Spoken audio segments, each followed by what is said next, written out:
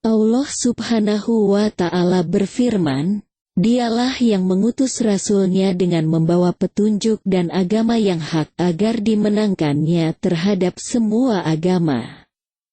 Dan cukuplah Allah sebagai saksi. Quran Al-Fatihah ayat 28. Yang dimaksud dengan Al-Huda, petunjuk, dalam ayat ini adalah ilmu yang bermanfaat. Dan yang dimaksud dengan diinul haq, agama yang benar, adalah amal solih. Allah Ta'ala mengutus Nabi Muhammad Sallallahu Alaihi Wasallam untuk menjelaskan kebenaran dari kebatilan. Menjelaskan nama-nama Allah, sifat-sifatnya, perbuatan-perbuatannya, hukum-hukum dan berita yang datang darinya, serta memerintahkan untuk melakukan segala apa yang bermanfaat bagi hati, ruh, dan jasad. Beliau Shallallahu Alaihi Wasallam menyuruh umatnya agar mengikhlaskan ibadah semata-mata karena Allah Ta'ala, mencintainya, berakhlak yang mulia, beradab dengan adab yang baik dan melakukan amal solih.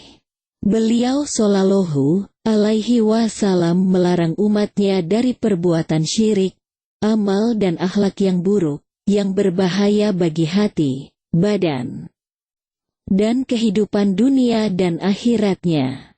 Yang mulia cara untuk mendapat hidayah dan mensyukuri nikmat Allah adalah dengan menuntut ilmu syar'i. Menuntut ilmu adalah jalan yang lurus untuk dapat membedakan antara yang hak dan yang batil, tauhid dan syirik, sunnah dan bid'ah, yang ma'ruf dan yang munkar, dan antara yang bermanfaat dan yang membahayakan. Menuntut ilmu akan menambah hidayah serta membawa kepada kebahagiaan dunia dan akhirat. Seorang muslim tidaklah cukup hanya dengan menyatakan keislamannya tanpa berusaha untuk memahami Islam dan mengamalkannya. Pernyataannya harus dibuktikan dengan melaksanakan konsekuensi dari Islam. Karena itulah menuntut ilmu merupakan jalan menuju kebahagiaan yang abadi. 1. Menuntut ilmu syar'i wajib bagi setiap muslim dan muslimah. Rasulullah Shallallahu Alaihi Wasallam bersabda, menuntut ilmu itu wajib atas setiap muslim. Imam Al-Qurtubi rahimahullah menjelaskan bahwa hukum menuntut ilmu terbagi dua. Pertama, hukumnya wajib, seperti menuntut ilmu tentang salat, zakat, dan puasa. Inilah yang dimaksudkan dalam riwayat yang menyatakan bahwa menuntut ilmu itu, hukumnya, wajib. Kedua, hukumnya fardu kifayah, seperti menuntut ilmu tentang pembagian berbagai hak. Tentang pelaksanaan hukum had, qisyas, cambuk, potong tangan dan lainnya, cara mendamaikan orang yang bersengketa, dan semisalnya. Sebab tidak mungkin semua orang dapat mempelajarinya dan apabila diwajibkan bagi setiap orang tidak akan mungkin semua orang bisa melakukannya, atau bahkan mungkin dapat menghambat jalan hidup mereka. Karenanya, hanya beberapa orang tertentu sajalah yang diberikan kemudahan oleh Allah dengan rahmat dan hikmah-Nya. Ketahuilah, menuntut ilmu adalah suatu kemuliaan yang sangat besar dan menempati kedudukan tinggi yang tidak sebanding dengan amal apapun.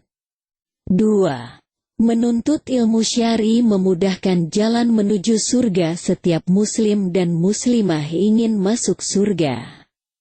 Maka, jalan untuk masuk surga adalah dengan menuntut ilmu syar'i. Sebab Rasulullah Shallallahu Alaihi Wasallam bersabda, barang siapa yang melapangkan satu kesusahan dunia dari seorang mukmin, maka Allah melapangkan darinya satu kesusahan di hari kiamat.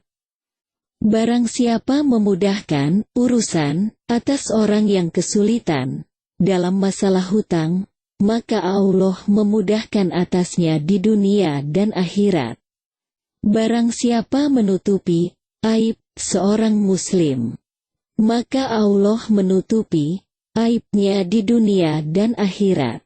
Allah senantiasa menolong hamba selama hamba tersebut senantiasa menolong saudaranya.